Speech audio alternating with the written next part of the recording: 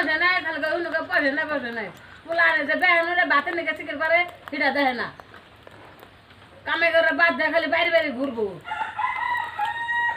ফোনে চিল্লাবেল্লা করে সিলাবিলে গে পোলানে যে বাচ্চাদের সালে কি হয়েছে ফোনে চিল্লাসকে পোলানে হ্যাঁ? যে বেহানুরে যে বাস কিছু চাল লাগে চাল কিনা না জানা